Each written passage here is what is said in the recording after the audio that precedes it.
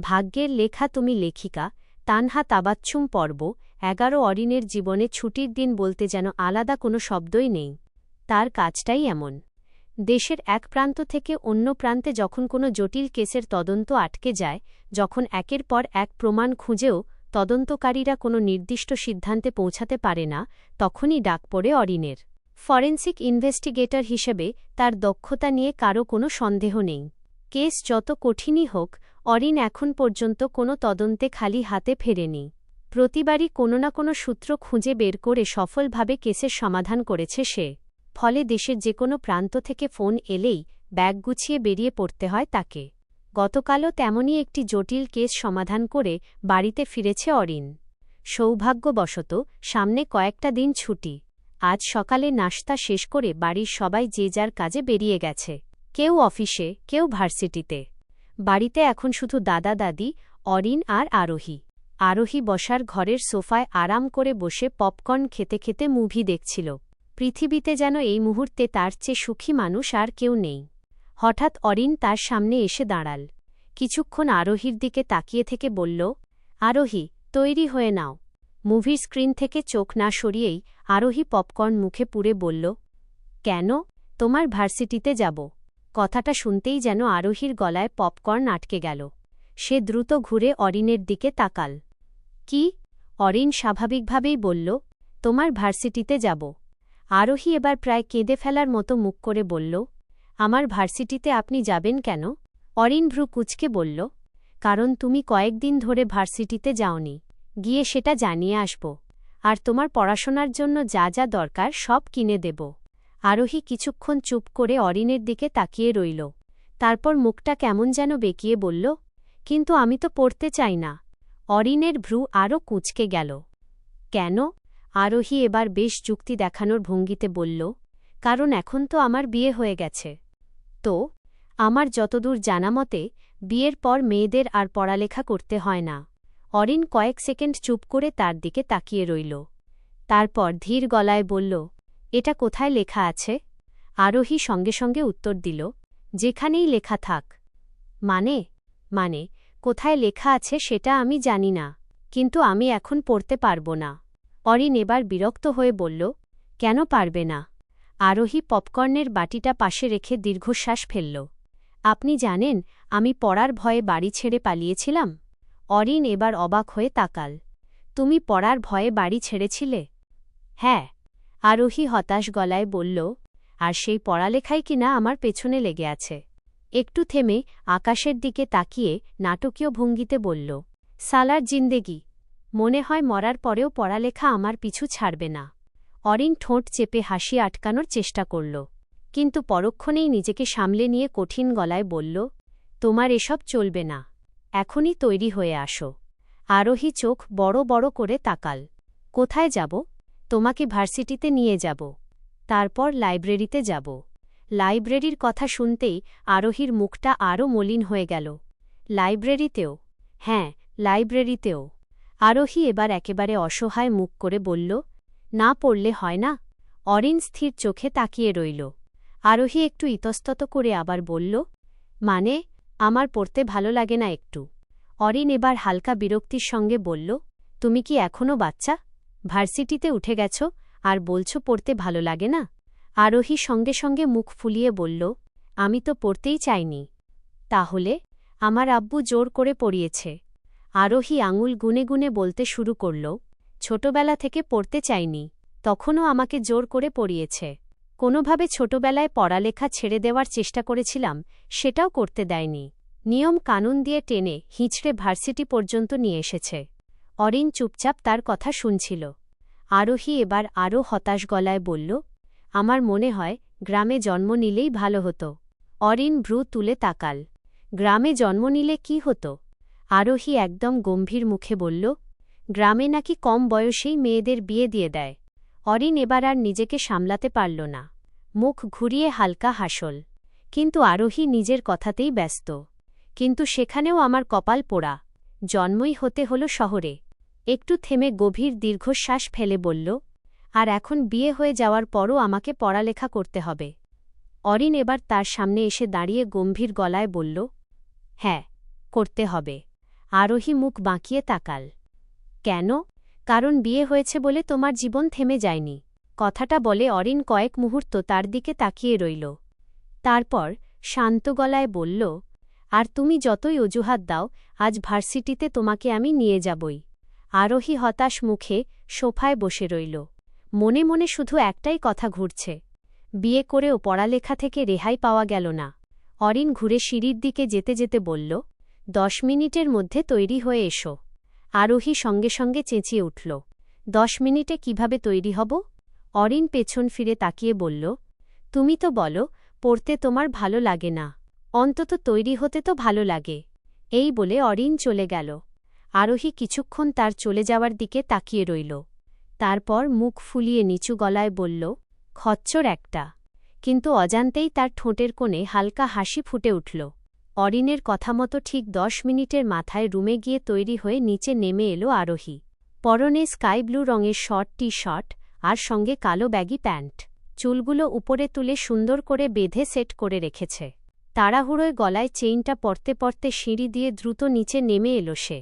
নিচে এসেই হাঁপাতে হাঁপাতে অরিনের সামনে দাঁড়িয়ে বলল, চলুন, তৈরি হয়ে গেছি।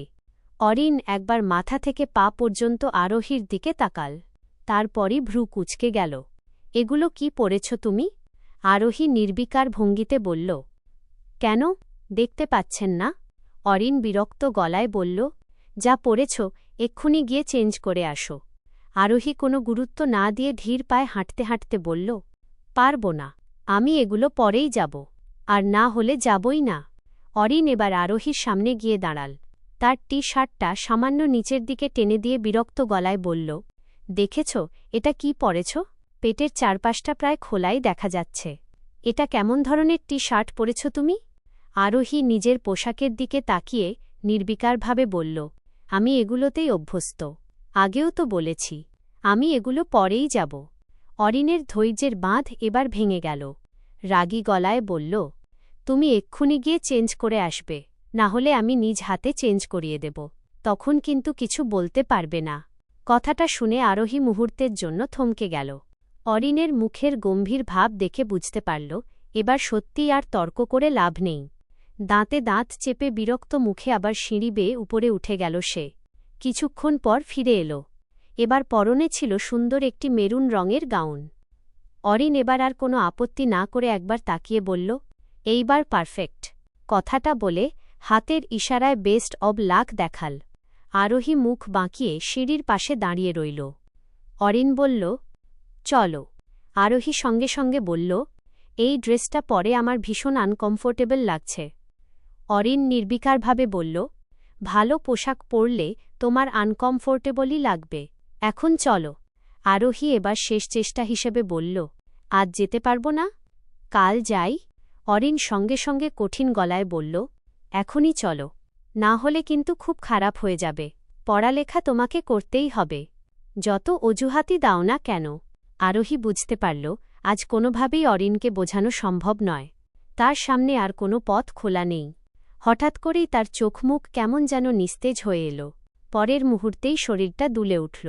অরিন কিছু বুঝে ওঠার আগেই দেখল, আরোহী যেন জ্ঞান হারিয়ে পড়ে যাচ্ছে। আরোহী! দ্রুত এগিয়ে গিয়ে অরিন তাকে পড়ে যাওয়ার আগেই 2 বাহুর মধ্যে সামলে নিল। আরোহীর নিস্তেজ মুখের দিকে তাকিয়ে অরিনের চোখ বিস্ময়ে বড় হয়ে গেল। পরের মুহূর্তেই বিরক্তি আর আতঙ্ক মেশানো গলায় বলে উঠল, Fucking hell! What the fuck is wrong with you?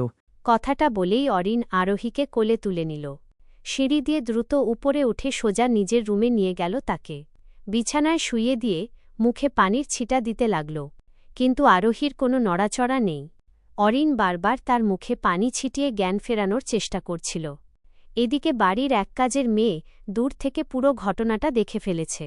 আরোহীকে অজ্ঞান অবস্থায় অরিন কোলে করে উপরে নিয়ে যেতে দেখে তার মনে ভয় ঢুকে গেল। বিশেষ করে অরিনের মুখ থেকে গালি শুনে সে আরও নিশ্চিত হয়ে গেল, নিশ্চয়ই বড় কোনো ঘটনা ঘটেছে। মেয়েটা দৌড়ে দাদা দাদির ঘরে গিয়ে হাঁপাতে হাঁপাতে বলল, দাদু, দাদু, অরিন ভাইয়া আরোহী ম্যামকে মনে হয় মেরেছে। মিরাজুল হক চমকে উঠে বললেন, কি বলছো তুমি?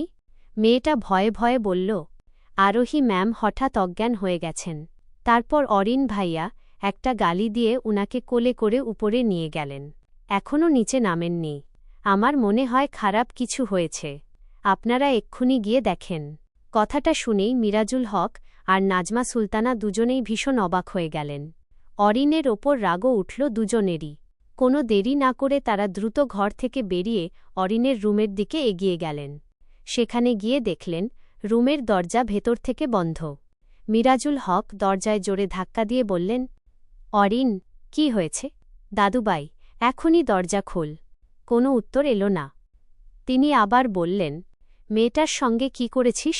ও একটু চঞ্চল বলে তুই ওর সঙ্গে এমন ব্যবহার করবি? ওর গায়ে হাত তুলবি? ভেতর থেকে কথাগুলো শুনে অরিন বেশ অবাক হয়ে গেল।